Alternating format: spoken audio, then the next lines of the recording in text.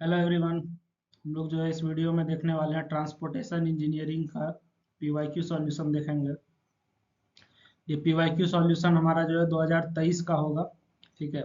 और वीडियो हमारा 2-3 पार्ट में बना हुआ है, तो इसके पहले का पार्ट अगर आप नहीं देखे हैं उस पार्ट को जरूर देखिए और इसके बाद का पार्ट भी जरूर देखिएगा। ठीक। तो क्वेश्चन हम लोग स्टार्ट करते हैं। पहला क्वेश्चन हमारा जो है स्क्रीन पे लिखा हुआ है, ये क्या कहता है? What are the various gradients used in highway? Highway में इस्तेमाल होने वाला वेरियस ग्रेडियंट्स कौन कौन सा है और आप ग्रेड कंपनसेशन से क्या समझते हैं? दो सवाल है। पहला हमसे पूछ रहा है कि वेरियस ग्रेडियंट्स बताइए और ग्रेड कंपनसेशन से क्या समझते हैं। तो हम लोग क्लास स्टार्ट करने से पहले आप जो है क्या कीजिए, अपना ईयरफोन लगा लीजिए ताकि आपको बाहरी आवाज से कोई मतलब ना हो और आप क्लास को अच्छे से एंजॉय कर सकते हैं। ठीक है। और कमेंट में जो है राधे राधे जरूर लिखिएगा। बात समझ गए ना? चलिए यहाँ से हम लोग जो है स्टार्ट करते हैं और देखते हैं हमारा पहला जो आंसर है वो क्या है। तो हमारा जो ग्रेडियंट है वो हमारे पास 4-5 तरह का ग्रेडियंट होता है। कौन कौन सा ग्रेडियंट होता है सर? एक होता है रूलिंग ग्रेडियंट, मिनिमम ग्रेडियंट, समझ गए। उसके बाद होता है लिमिटिंग ग्रेडियंट, एक्सेप्शनल ग्रेडियंट, मतलब बहुत तरह का ग्रेडियंट होता है। ठीक है। तो हम लोग एक एक करके देखते हैं। सबसे पहले हमारा होता है ruling gradient. Ruling gradient normal condition में अडॉप्ट किया जाता है। रूलिंग ग्रेडियंट जो है मतलब जो हम लोग रोड डिजाइन करते हैं वो रूलिंग ग्रेडियंट के लिए ही डिजाइन करते हैं। नॉर्मल कंडीशन में ये दिया जाता है। उसके बाद आता है लिमिटिंग ग्रेडियंट। लिमिटिंग ग्रेडियंट वहां दिया जाता है जहां पे हम लोग रूलिंग ग्रेडियंट नॉट फिजिबल, मतलब जहां रूलिंग ग्रेडियंट नहीं दे पाएंगे उसको हम लोग लिमिटिंग ग्रेडियंट से देते हैं वहां पे। उसके बाद आता है एक्सेप्शनल ग्रेडियंट। ठीक है। एक्सेप्शनल ग्रेडियंट जो है शॉर्ट स्ट्रेचेस के लिए दिया जाता है। शॉर्ट स्ट्रेचेस करने का मतलब 100 मीटर। क्या कर रहे हैं? शॉर्ट स्ट्रेचेस करने का मतलब on approx on average 100 metre के लिए दिया जाता है। ठीक है। वो भी कहाँ? डिफिकल्ट टेरेन में। टेरेन जो शब्द है, ट्रेन शब्द का मतलब क्या होता है? टेरेन शब्द का मतलब होता है भूभाग। ठीक है। टेरेन शब्द का मतलब क्या होता है? भूभाग, मतलब जमीन का टुकड़ा, उसको हम लोग टेरेन कहते हैं। ठीक है। उसके बाद आता है मिनिमम ग्रेडियंट। मिनिमम ग्रेडियंट इसलिए दिया जाता है ताकि हमारा ड्रेनेज के लिए दिया जाता है। यानी कि अगर फ्लैट एरिया है तो पानी रोड पे ना जमे। ठीक है। तो मिनिमम ग्रेडियंट देते हैं ताकि हमारा हल्का ढलान रहेगा, पानी हमारा क्या होगा? रोड से गिर के नीचे चला जाए, इसलिए मिनिमम ग्रेडियंट दिया जाता है। उसके बाद होता है फ्लोटिंग ग्रेडियंट। फ्लोटिंग ग्रेडियंट हमको क्या देता है? जीरो ट्रैक्टिव एफर्ट देता है। ठीक है। फ्लोटिंग ग्रेडियंट क्या हो जाएगा? जीरो ट्रैक्टिव एफर्ट हो जाएगा। ठीक। इसमें हमारा क्या होता है, जैसे कि आप देखिएगा जब हमारा गाड़ी चढ़ाव पे चढ़ता है, ठीक है, तो हमारा जो इंजन है उसको बहुत ज्यादा एनर्जी लगाना पड़ता है।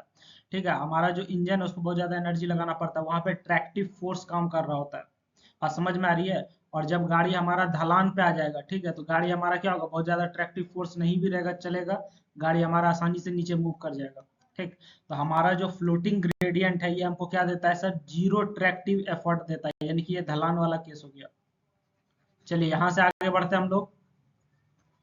और अब जो है अगला हम लोग देखेंगे। अगला सवाल हमारा क्या है? हमसे सवाल ये पूछा है कि आपको ग्रेड कंपेंसेशन बताना है। ठीक है। आपसे क्या पूछ रहा है कि ग्रेड कंपेंसेशन बताइए। तो ग्रेड कंपेंसेशन हम लोग समझते हैं क्या होता है। ग्रेड कंपेंसेशन क्या हो गया? चलिए देखिए आपको बताते हैं। सबसे पहला बात तो आपसे ये पूछा जाएगा कि ग्रेड कंपेंसेशन देते कहाँ पे हैं? ठीक है।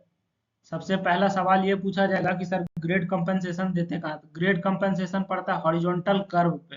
हॉरिजॉन्टल कर्व कहने का मतलब जैसे अगर हमारा रोड जा रहा है, रोड कहीं पे मुड़ गया तो वो हमारा क्या कहलाएगा? हॉरिजॉन्टल कर्व कहलाएगा।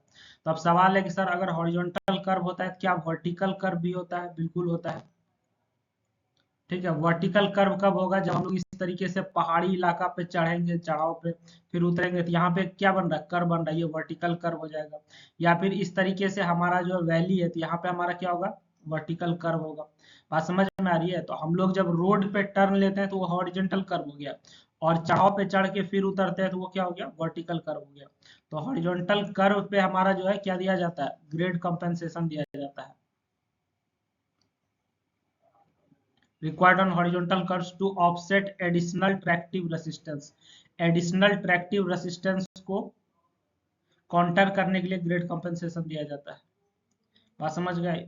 तो ग्रेड कंपेंसेशन में हमारा जो अगर रेडियस 200 मीटर से कम है, ठीक, तो हम लोग जो है नॉर्मल फॉर्मूला से कैलकुलेट करते हैं। लेकिन अगर रेडियस हमारा 200 मीटर से ज्यादा हो जाएगा तो उसके लिए अलग मेथड होता है। बात समझ में आ रही है? 200 मीटर से कम रेडियस रहेगा तो आईआरसी उसके लिए फॉर्मूला दिया, कंपनसेशन का फॉर्मूला क्या है?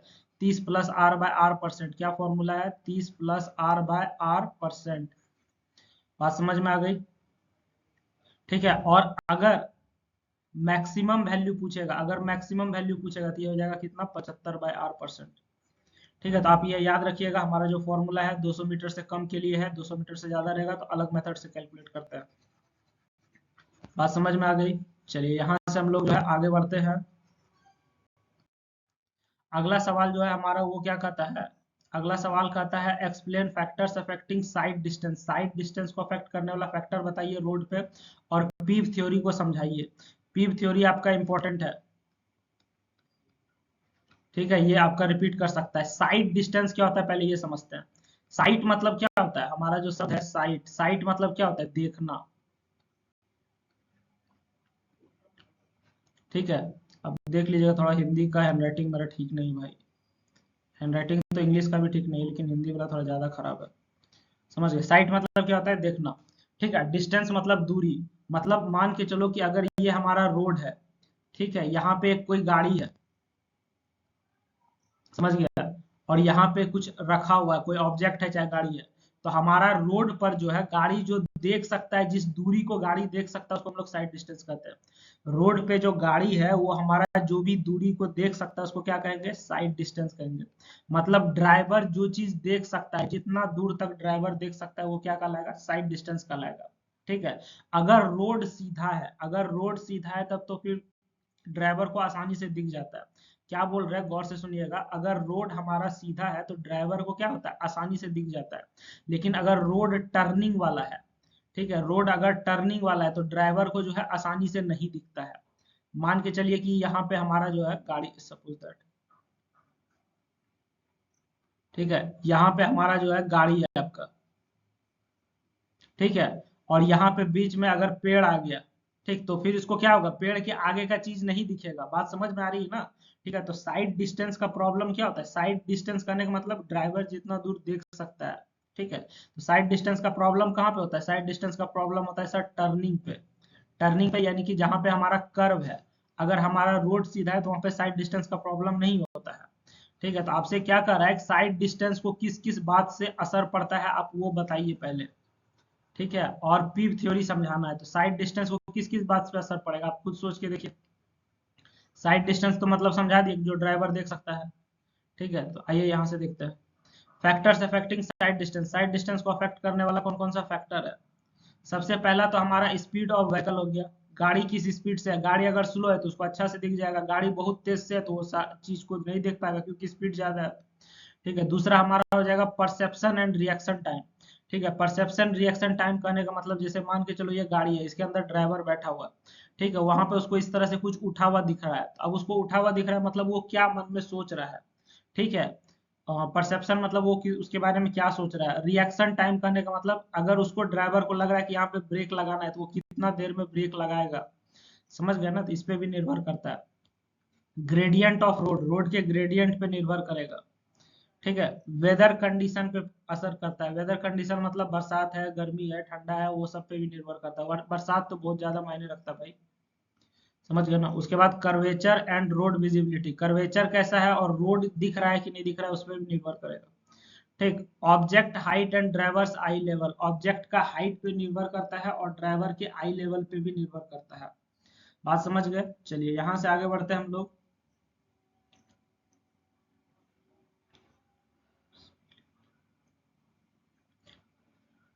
ऑब्जेक्ट हाइट करने का मतलब जैसे कि ये हमारा रोड है, ठीक है, रोड के ऊपर जो ये ऑब्जेक्ट रखा हुआ है ये कितना ऊंचाई पे, और ड्राइवर हाइट करने का मतलब जो है, जो हमारा ड्राइवर गाड़ी चला रहा है, मान के चलो ये हाइट जो है वो कितना है, तो इस पे डिपेंड करेगा कि हमारा जो है साइड डिस्टेंस क्या होगा नहीं होगा। ठीक है, अब हम लोग बात करते हैं किसका? बहुत अच्छा थ्योरी है पीव थ्योरी। इससे जो है आपका क्वेश्चन रिपीट कर सकता है, कई बार पूछा भी है।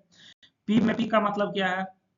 ठीक है, पी में पी का मतलब हो गया परसेप्शन, आई का मतलब हो गया इंटेलेक्शन, ई का मतलब हो गया इमोशन और वी का मतलब हो गया वायलेशन। ठीक है, तो परसेप्शन मतलब रिकॉग्निशन ऑफ हजार्ड, मतलब किसी को आप क्या देखे और उसके बारे में क्या समझे उसको हम लोग परसेप्शन कहते हैं। ठीक है, आप क्या देखे और उसके बारे में क्या समझे उसको क्या कहते हैं परसेप्शन। जैसे कि मान के चलो हल्का सा रोड पे कुछ उठा हुआ है, तो अब तुमको क्या लग रहा है कि वो आगे जाके बम हो सकता है, कि रोड उठा हुआ है, कि कुछ गिरा हुआ है, कि आदमी लेटा हुआ है, क्या है। ठीक है, तो वो हमारा परसेप्शन में आएगा कि हम जो भी चीज देख रहे हैं उसको क्या हम समझ रहे हैं। इंटेलेक्शन में हम लोग जो है जो भी चीज देखे, जो हजार्ड देखे, उससे कितना नुकसान है उस चीज को हम लोग अंदाजा लगाते हैं। परसेप्शन में मतलब हम कुछ देखे उसके बारे में सोचते हैं कि ये क्या है नहीं है। इंटेलेक्शन में क्या हो गया कि कितना खतरनाक हो सकता है उस चीज का हम लोग दिमाग सोचता है। ठीक है भाई, यहाँ पे जो हल्का सा रोड पे ये उठा हुआ है, ये हल्का सा जो रोड उठा हुआ है, ये कितना खतरनाक हो सकता है, आदमी लेटा हुआ है कि सामान गिरा हुआ है, क्या है नहीं है, कितना खतरनाक हो सकता है, वो हमारा इंटेलेक्शन में आ जाएगा। ठीक है। तीसरा हमारा इमोशन होता है कि मतलब देखने के बाद, समझने सोचने के बाद आपके मन में क्या चल रहा है, कि भैया वहां पे कुछ गिरा हुआ है, कोई बात नहीं, चापते हुए निकल जाएंगे। ठीक है, कुछ गिरा हुआ है, कोई बात नहीं, रुक के पहले देखना चाहिए। ठीक है, या फिर ब्रेक मारना है कि नहीं मारना है, तो इमोशन आपका तय करता है। उसके बाद हमारा होता है वायलेशन। वायलेशन मतलब ठीक है कि हमको ब्रेक मारना है कि नहीं मारना है। ठीक ना। जैसे कि मान के चलो अगर आदमी गुस्सा में है, ठीक है, आदमी गुस्सा में तो वो जनरली ब्रेक नहीं मारता है, वो चढ़ाने का काम करेगा। ठीक है, आदमी का दिमाग अगर अस्थिर है तो वो कोशिश करता है कि दूरे से ब्रेक मार देगा। ठीक है, तो मतलब उसके इमोशन पे चलता है। जैसे मान के चलो किसी से बात कर रहा है या घर से पत्नी से लड़ाई करके निकला है, ठीक है, तो वैसे ज्यादा कंडीशन में चांस रहेगा वो ब्रेक नहीं मारेगा। ठीक। तो पीव थ्योरी हमारा क्या कहता है, पीव थ्योरी हमारा जो है एक तरह से रिएक्शन टाइम देता है, कि मतलब कोई भी चीज देखने के बाद आप कितना देर में ब्रेक लगा रहे हैं। तो पी का मतलब क्या हो गया, परसेप्शन, मतलब आप देखने के बाद उसके बारे में क्या सोचे, क्या समझे। इंटेलेक्शन, आपको दिमाग क्या कह रहा है कि यहाँ पे रुकना है कि नहीं रुकना है, कितना खतरा हो सकता है, वो हो गया। इमोशन, आपका मूड कैसा है, उसके अनुसार आप क्या डिसीजन ले रहे हैं। ठीक है, वायलेशन में हम लोग देखते हैं कि आप ब्रेक मारिएगा कि नहीं मारिएगा। तो ये जो प्रोसेस है जनरली, ये हमारा किस चीज का प्रोसेस है, ये प्रोसेस हो गया हमारा रिएक्शन टाइम कहलाता है। ठीक है, कोई भी चीज देखे उसके बाद तय कि ये क्या करना है नहीं करना है, ये हमारा क्या कहलाता है, रिएक्शन टाइम कहलाता है। बात समझ लेना। तो अब सवाल ये उठता है कि सर ये जो रिएक्शन टाइम है वो हमारा कितना होता है। रिएक्शन टाइम जनरली हमारा क्या होता है, 2.5 सेकंड होता है। ठीक है, रिएक्शन टाइम हमारा क्या होता है, 2.5 सेकंड होता है। बात समझ में आ गई। चलिए यहाँ से आगे बढ़ते हैं, अगला सवाल देखते हैं। अगला सवाल क्या कहता है, right short notes on the following. आपको जो है शॉर्ट नोट्स लिखना है, 4 गो टॉपिक दिया हुआ है, चारों पे लिखना है। हर एक क्वेश्चन आपका कितना नंबर का, हर एक क्वेश्चन 3.5 नंबर का। तो पहला हमारा शॉर्ट नोट्स है जयकर कमेटी पे। बात समझ में आ रही है। तो जयकर जो है हमारा एक व्यक्ति है जिसने की ये कमेटी बनाया था। जयकर कमेटी जो कब बना था, 1927 में बना था। ईयर इंपॉर्टेंट है, याद रखिए, ऑब्जेक्टिव में पूछ सकता है। 1927 में जयकर कमेटी बना था। Led to establishment of central road fund. Central road fund का इस्टेब्लिशमेंट किया था।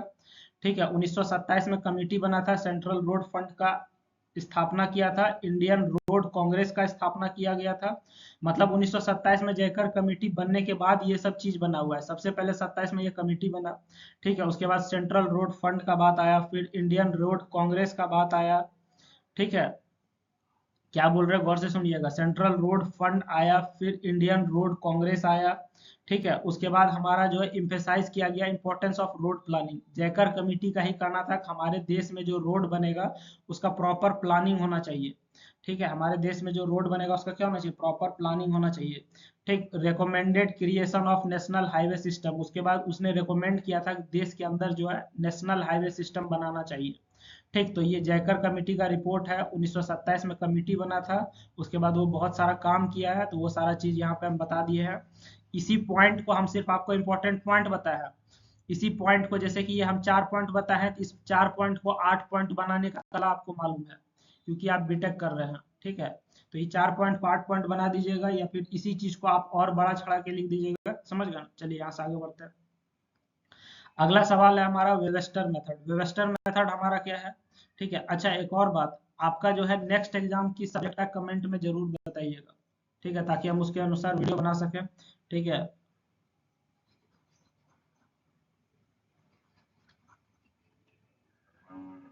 चलिए वेबस्टर मेथड के बारे में बताते हैं। तो वेबस्टर मेथड जो है हमारा जो है ट्रैफिक सिग्नल डिजाइन में इस्तेमाल किया जाता है।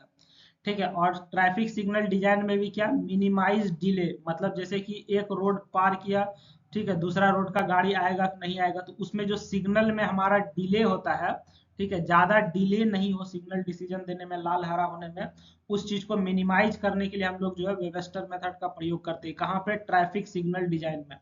वेबस्टर मेथड का फॉर्मूला है, ये आपका फॉर्मूला दिया हुआ वेबस्टर मेथड का। वेबस्टर मेथड का फॉर्मूला क्या होता है? C बराबर 1.5L प्लस 5/1 माइनस वाई होता है। किसी किसी बुक में C को C नॉट से भी दिखाता है, किसी किसी बुक में C को C नॉट से भी दिखाता है। C आपका क्या बताता है? ऑप्टिकल साइकिल लेंथ हो गया, L हो गया टोटल लॉस टाइम, Y हो गया सम ऑफ फ्लो रेशियो हो गया। ठीक है, तो ये हमारा वेबस्टर मेथड है। चलिए यहाँ से आगे बढ़ते हैं हम लोग। अगला है हमारा एग्रीगेट क्रशिंग टेस्ट। एग्रीगेट आपको हम इंपॉर्टेंट टॉपिक जब वीडियो में बताए थे तो उसमें आपको बताया होंगे कि इंपॉर्टेंट टॉपिक में हाईवे मटेरियल में दो चीज है, एक एग्रीगेट, दूसरा बिटवीन। ठीक है, इससे कंफर्म क्वेश्चन पूछेगा ही पूछेगा। ठीक ना, अगर क्वेश्चन नहीं आ रहा है मतलब समझ जाइए पेपर गलत है।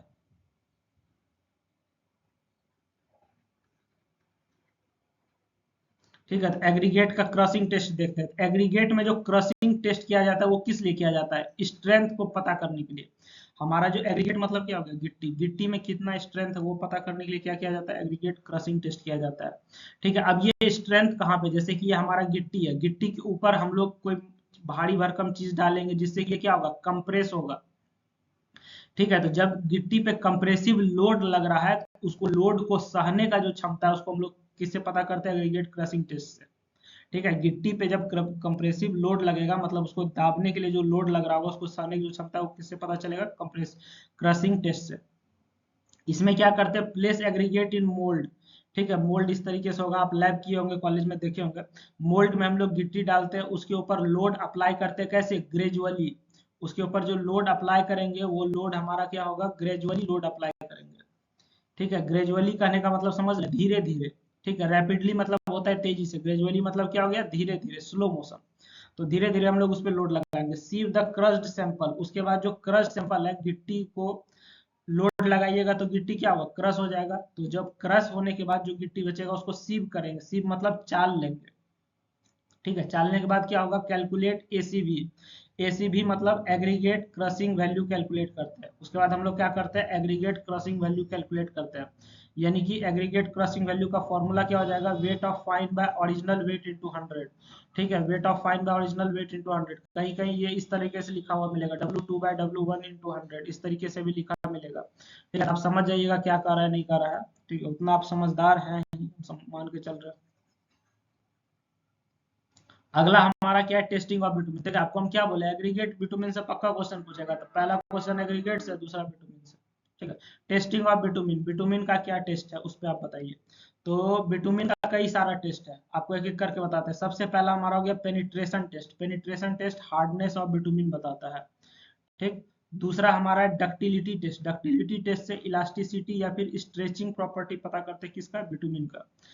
तीसरा हमारा क्या? Softening point test. ये हमारा जो है टेम्परेचर जहाँ पे बिटुमिन सॉफ्टन होता है, मतलब जहाँ पे बिटुमिन पिघलता है। ठीक है, उसके बाद है हमारा flash and fire point test, safety for heating. ठीक ना, फ्लैश और फायर पॉइंट टेस्ट, उसमें हम लोग हीट के लिए हम लोग इसको देखते हैं। और लास्ट हमारा है स्पेसिफिक ग्रेविटी टेस्ट। डेंसिटी और वेट कंपैरिजन में इस्तेमाल होता है। बिटुमिन में जो स्पेसिफिक ग्रेविटी टेस्ट होता है वो क्यों करते हैं? डेंसिटी और वेट कंपैरिजन में इस्तेमाल किया जाता है। बात समझ गए? चलिए, ऐसा नहीं है कि बिटुमिन का इतना ही टेस्ट है, इसके अलावा भी टेस्ट होता है, लेकिन हम समय उतना नहीं दे रहे हैं इस पे, क्योंकि 7 नंबर का क्वेश्चन है, 4-5 पॉइंट बता दिए, इसी 5 पॉइंट को आप 10 पॉइंट बना दीजिएगा, आपका काम हो जाएगा। चलिए आगे बढ़ रहे हैं यहाँ से। अगला क्वेश्चन हमारा क्या कहता है? न्यूमेरिकल्स हम लोग जो है लास्ट पार्ट यानी कि थर्ड पार्ट में देखेंगे, तो न्यूमेरिकल्स देख लीजिएगा आप लोग यहाँ पे। ठीक है, आप कमेंट में अगर नहीं मिलेगा तो न्यूमेरिकल्स कमेंट कीजिएगा तो आपका वीडियो अपलोड हो जाएगा, समझ गए ना। और वीडियो अच्छा लग रहा है तो आप कमेंट में थैंक यू जरूर लिखिए भाई। चलिए यहाँ से हम लोग आगे बढ़ते हैं और देखते हैं आगे क्या कहता है। अगला सवाल जो है वो हमारा क्या है? मड पंपिंग है। ठीक ना, अगला सवाल हमारा क्या है? मड पंपिंग है। मड पंपिंग समझिए इसको अच्छे से। मड पंपिंग कहाँ? Cement concrete pavement. Cement concrete pavement क्या होता है? जो गांव सब में आपका रोड होता है, गांव सब में जो स्लैब वाला रोड होता है, पीसीसी वाला जो रोड होता है उसको हम लोग सीमेंट कंक्रीट पेवमेंट कहते हैं। एनएच वाला जो रोड होता है उसको हम लोग फ्लेक्सिबल पेवमेंट कहते हैं। बात समझ में आ रही है। एनएच पे जो काला वाला रोड होता है उसको फ्लेक्सिबल पेवमेंट कहता है। गांव में जो स्लैब वाला ढलैया किया हुआ रोड होता है उसको क्या कहते हैं, रिजिड पेवमेंट कहते हैं। ठीक है, तो मड पंपिंग जो है किसमें देखने को मिलता है, पीसीसी वाला रोड में मड पंपिंग देखने को मिलता है। ठीक है, मड पंपिंग कहाँ देखने को मिलेगा, पीसीसी वाला रोड में मड पंपिंग देखने को मिलता है। मड पंपिंग होता क्या है पहले वो आपको हम समझाते हैं। ठीक है, पीसीसी वाला रोड में मड पंपिंग देखने को मिलता है, और ये होता क्या है ये समझिए, बहुत इंपॉर्टेंट है। समझ गया ना इसका। और ऐसे क्वेश्चन में कह भी रहा है कि नीट स्केच करने का मतलब एक बढ़िया सा स्केच बनाइए और उससे समझाइए मड पंपिंग क्या होता है। तो हम स्केच तो नहीं बना रहे बाबू, हम जो है ना एक फोटो है गूगल से कॉपी किया वही फोटो आपको दिखा रहे हैं। तो ये आपका जो है मान के चलो कि ये हमारा स्लैब है। ठीक है, ये जो डार्क ब्राउन है ये आपका स्लैब है। ठीक है, ये आपका क्या हो गया, रोड का स्लैब हो गया। स्लैब के नीचे का हमारा जो जगह है वो है खाली। ठीक है, स्लैब के नीचे का जो हमारा जगह है वो है खाली। बात समझ में आ रही है, जो व्हाइट वाला तुम जगह देख रहे हो ना ये जगह है हमारा खाली। अब जब बरसात का पानी आता है यहाँ पे तुम देखो, जब बरसात का पानी आता है ऊपर से तो ये हमारा जो खाली जगह इसमें पानी भर जाएगा। ऊपर से जो बरसात, स्लैब के नीचे का क्या है, जगह खाली है, तो बरसात का जो पानी आएगा वो क्या होगा, नीचे पानी भर जाएगा। पानी भरने के बाद क्या होगा, नीचे का हमारा मिट्टी है, मिट्टी और पानी मिलके कीचड़ या फिर वो जो है स्लरी जैसा कुछ बना लेगा। ठीक है, अब जब रोड पे गाड़ी आएगा तो ये हमारा क्या होगा, कीचड़ नीचे से ऊपर चला जाएगा। कीचड़ क्या होगा, नीचे से ऊपर चला जाएगा। क्या बोल रहे हैं गौर से सुनो, पहले हमारा क्या था, रोड था। ठीक है, पहले हमारा क्या था, रोड था। कौन सा रोड था, रिजिड पेवमेंट, गांव में जो ढलैया किया हुआ रोड होता है, पीसीसी रोड। उसके नीचे का हमारा जो मिट्टी था खाली, उसमें हमारा जो बरसात का पानी आया। ठीक है, पानी हमारा जो इसमें भर गया। अब जो है नीचे जो मिट्टी था वो पानी के साथ मिलके क्या हो गया, स्लरी बनाएगा। स्लरी मतलब गीला जो कीचड़ होता है, कीचड़ वाला घोल जो है, मिट्टी का घोल, उसको स्लरी कहता है। अब जब इस पर से गाड़ी गुजरेगा तो ये जो स्लरी बना है ये क्या होगा, बाहर निकलेगा। ये क्या होगा, बाहर निकलेगा। बाहर जब निकलेगा, ठीक है, तो बाहर निकलेगा, इसी को क्या कहते हैं, पंप कहते हैं। ठीक है, पंप हमारा क्या होता है, नीचे से जब ऊपर कोई चीज जा रहा है उसको हम लोग क्या कहते हैं, पंप कहते हैं। और क्या पंप हो रहा है, मड पंप हो रहा है। मड मतलब हो गया कीचड़, तो मड पंपिंग मतलब क्या हो गया कि कीचड़ हमारा जो है नीचे से बाहर आ रहा है। बात समझ में आ रही है। चलिए यहाँ से हम लोग आगे बढ़ते हैं और देखते हैं क्या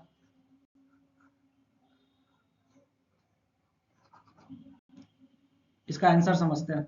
तो मड पंपिंग हमारा क्या बताता है, refers to ejection of water. Ejection मतलब बाहर निकलना। किस चीज का बाहर निकलना सर, पानी का। कहां से, पानी का बाहर निकलना फाइन सॉइल पार्टिकल्स के साथ, through joints and cracks of A concrete payment slab. बात समझ में आ गई।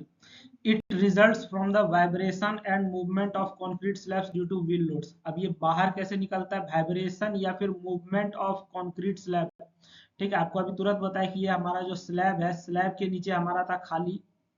ठीक है, अब इस पे जब गाड़ी चलेगा, लोड पड़ेगा तो यहाँ पे वाइब्रेशन होगा और ये कीचड़ जो है बाहर निकल जाएगा। इसी चीज को हम लोग क्या कहते हैं, मड पंपिंग कहते हैं। बात समझ गए। चलिए यहाँ से हम लोग आगे देखते हैं मड पंपिंग का क्या असर होता है, इसको कैसे रोक सकते हैं। ठीक है, तो हम लोग क्या देख रहे हैं, causes of mud pumping. Mud pumping होता क्यों है। सबसे पहला तो poor drainage condition. Poor drainage condition मतलब हमारा रोड पर से पानी नहीं निकल पा रहा है, इसलिए मड पंपिंग हो रहा है। ठीक है, तो रोड पर से पानी निकलना चाहिए। दूसरा, high water table. High water table मतलब जैसे हमारा ये रोड है, ठीक है, रोड के नीचे मिट्टी है और ये पानी जो है वाटर टेबल बहुत ऊपर जा चुका है। ठीक है, तो उसके वजह से होता है। तीसरा हमारा क्या है, हैवी ट्रैफिक लोड्स। अगर इस पे चलने वाला ट्रैफिक लोड बहुत ज्यादा है तो उस वजह से भी होगा। बात समझ में आ रही है। उसके बाद पुअर कंपैक्शन और इनएडिक्वेट सबग्रेड सपोर्ट। पुअर कंपैक्शन करने का मतलब जो है सॉइल का सही से कंपैक्शन नहीं किया गया, और सपोर्ट, सबग्रेड सपोर्ट जो है वो सही नहीं है, तो इस कंडीशन में ये सब चीज होता है। बात समझ गया। अब जो है इससे रोकथाम का मेथड देखते हैं कि प्रिवेंशन मेथड क्या क्या है। बात समझ में आ रही है। तो प्रिवेंशन मेथड कहने का मतलब इसको रोका कैसे जा सकता है, मड पंपिंग को। नहीं, ये बहुत खतरनाक चीज है। Improving subgrade drainage. सबग्रेड मतलब स्लैब के नीचे का जो मटेरियल है उसको हम लोग सबग्रेड कहेंगे, एक तरह से आप कह सकते हैं। ठीक है, तो सबग्रेड का ड्रेनेज इंप्रूव कर सकते हैं, मतलब सबग्रेड में पानी नहीं फंसना चाहिए। बात समझ गए ना। Using filter layers to prevent fines from reaching surface. उसके बाद हम लोग फिल्टर लेयर्स का प्रयोग करेंगे ताकि हमारा जो फाइन्स है, फाइन्स मतलब महीन मिट्टी है, वो हमारा सरफेस तक ना पहुंचे। समझ गए, well compacted and stabilise subgrade, well compacted और स्टेबलाइज सब बेस बनाएंगे। ठीक, चलिए उसके बाद providing expansion joints to allow slab movement, अगर स्लैब मूवमेंट होता है तो हम लोग एक्सपेंशन जॉइंट देते हैं। आप देखिएगा जब भी रोड बनेगा तो दो स्लैब के बीच में हल्का सा गैप जरूर होता है, दो स्लैब के बीच में हल्का सा गैप जरूर होता है, इस चीज का ध्यान रखिएगा, तो उसको हम लोग स्लैब जॉइंट कहते हैं। तो ये सब चीज हम लोग देंगे, और मड पंपिंग का असर देख लिया और उसको कैसे रोका जा सकता है वो हम लोग देख चुके हैं। अब यहाँ से आगे बढ़ते हैं और अगला सवाल देखते हैं हम लोग। ठीक है, अगला सवाल क्या कहता है, अगला सवाल कहता है हमारा, what are the factors affecting the design of rigid pavement, rigid pavement का डिजाइन में कौन कौन सा फैक्टर असर करता है। ठीक है, तो पेवमेंट डिजाइन आपका बहुत इंपॉर्टेंट है, आपको हम पहले भी बता चुके हैं, पेवमेंट डिजाइन सबसे इंपॉर्टेंट टॉपिक है, इसको जरूर देख के जाइएगा, इससे क्वेश्चन बहुत पूछता है। ठीक ना, इसमें दो तरह का पेवमेंट है, रिगिड पेवमेंट, फ्लेक्सिबल पेवमेंट, दोनों इंपॉर्टेंट है, दोनों देख के जाइए। तो रिगिड पेवमेंट को क्या क्या असर करता है, magnitude and frequency of wheel load, wheel load कहने का मतलब होता है कि हमारा जो रोड है उस पर कितना गाड़ी आएगा और कितना बार आएगा। ठीक है, जैसे कि गाड़ी का कैटेगरी का बात किया जा रहा है, जैसे अगर ट्रक कैटेगरी का गाड़ी हो गया तो कितना ट्रक, कितना बार ट्रक आएगा और कितना ट्रक आएगा। कार का बात हो गया तो कितना बार कार आएगा और कितना कार आएगा। ठीक है, बाइक का बात हो गया तो बाइक जो है कितना बाइक आएगा, रोड पे जो है कितना बाइक चलेगा और कितना बार चलेगा। ठीक है, तो हम लोग क्या देखते हैं, मैग्नीट्यूड और फ्रीक्वेंसी दोनों देखते हैं। हमारा जो व्हील लोड है उसका मैग्नीट्यूड देखते हैं, उसका फ्रीक्वेंसी देखते हैं। ठीक ना, अब जो है सवाल ये उठता है कि सर कितना बार आएगा और कितना आएगा, तो देखिए हमसे बोलने में मिस्टेक हो गया है, कितना बार नहीं आएगा, मतलब वो कितना लोड लगाएगा और कितना बार लगेगा। ठीक है, जैसे कि मान के चलो ट्रक है, तो अगर कोई ट्रक है हमारा जो है, मान के चलो 8,000 न्यूटन का लोड लगा रहा है कोई ट्रक, एक रफ डाटा बता रहे हैं। ठीक है, मान के चलो कोई ट्रक हमारा जो है 8,000 न्यूटन का ट्रक जो है इस रोड पे लोड लगा रहा है। ठीक, उसके बाद इस तरह का कितना ट्रक इस यहाँ पे जो है बार बार जाएगा, जैसे कि ये जो रोड का एक हिस्सा लिए हुए है। ठीक है, तो इस हिस्से में जो है 800 न्यूटन का ट्रक लोड लगाता है, और इस तरह से कितना बार ट्रक आएगा तो उस पर डिपेंड करता है पेवमेंट का डिजाइन। ठीक है, कि हमारा कितना ट्रक आए, सॉरी हमारा जो गाड़ी आएगा वो कितना लोड लगाएगा। ठीक है, हमारा जो गाड़ी आएगा वो कितना लोड लगाएगा और ऐसा ऐसा गाड़ी कितना बार आएगा, तो इस पे डिपेंड करेगा, पहला बात।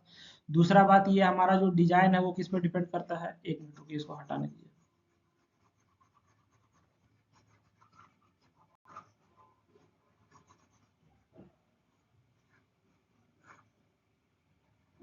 हमारा जो डिजाइन है वो किस पे डिपेंड करता है, सबग्रेड सपोर्ट पे, मॉडुलस ऑफ सबग्रेड रिएक्शन। ठीक है, ये किस पे डिपेंड करेगा, मॉडुलस ऑफ सबग्रेड रिएक्शन पे डिपेंड करता है। ठीक, उसके बाद हमारा होता है flexural strength of concrete, concrete के फ्लेक्सरल स्ट्रेंथ पे भी निर्भर करता है। और समझ गए ना, कंक्रीट के फ्लेक्सरल स्ट्रेंथ पे भी निर्भर करेगा। फ्लेक्सरल स्ट्रेंथ क्या होता है ये आप सॉम में पढ़े होंगे, नहीं पढ़े हो तो एक बार जाकर सॉम पढ़िए। टेम्परेचर चेंजेस पे, हमारा जो है टेम्परेचर किस प्रकार से चेंज हो रहा है। ठीक है, हमारा जो है अगर गर्मी ज्यादा है तो वो एक्सपेंड कर जाएगा, ठंडा है तो वो सुकड़ जाएगा, तो वो सब पे हमारा बहुत कुछ निर्भर करता है। टेम्परेचर की वजह से हमारा कौन सा स्ट्रेस होता है, वार्पिंग स्ट्रेस होता है। ठीक है, moisture variation in the subgrade, subgrade में जो मॉइस्चर वेरिएशन होता है उस पर भी निर्भर करता है। फिर किस पे करेगा, type and spacing of joints, type और स्पेसिंग ऑफ जॉइंट्स पे भी निर्भर करेगा, बात समझ गए ना। कंस्ट्रक्शन क्वालिटी और मटेरियल प्रॉपर्टीज पे भी निर्भर करता है, कंस्ट्रक्शन का क्वालिटी और मटेरियल का प्रॉपर्टी पे भी निर्भर करेगा। बात समझ गए कि हमारा जो कंस्ट्रक्शन बढ़िया से हुआ है कि नहीं हुआ है, मटेरियल 1 नंबर लगा है 2 नंबर लगा है। ठीक है, अब जैसे सरकारी काम होता है तो उसमें आप जानते हैं मटेरियल खराब ही रहता है। चलिए, उसके बाद हमारा अगला क्या आता है, environmental factors like rainfall, free cycle. ठीक है, कि हमारा जो है बरसात का क्या सिचुएशन है, अगर बहुत ज्यादा बरसात हो रहा है तो आपको सबग्रेड का ध्यान रखना पड़ेगा, अगर कम बरसात हो रहा है तो सबग्रेड नहीं भी उतना चलेगा चलेगा। ठीक है, फ्रीजिंग थॉइंग साइकिल क्या है वो सारा चीज आपको देखना पड़ेगा। तो ये सब जो पॉइंट है, जितना पॉइंट बता रहे हैं ये सारा पॉइंट आप हूबहू लिख के आइएगा, इसमें कोई कंप्रोमाइज नहीं कीजिएगा। बात समझ में आ रही है, आंसर बनाने की कोशिश नहीं कीजिएगा, नहीं तो इसमें दिक्कत हो जाएगा, आपको जो पॉइंट बता रहे हैं वो लिख दीजिएगा, रटना मतलब। तो आपका यहाँ पे हमारा वीडियो होता है समाप्त। उम्मीद करते हैं कि आपको वीडियो अच्छा लगा होगा, आप अपने फ्रेंड को ज़्यादा से ज़्यादा शेयर कीजिए। ठीक है, और नेक्स्ट पार्ट जरूर देखिएगा, कमेंट में बताइएगा कि आपको वीडियो कैसा लगा, अच्छा लगा थैंक यू लिखिएगा, नहीं समझ में आया तो डॉट पूछिएगा। ठीक है, थैंक यू एवरीवन, हम उम्मीद करते हैं आपका एग्जाम बहुत अच्छा जाए। Good luck for your exam.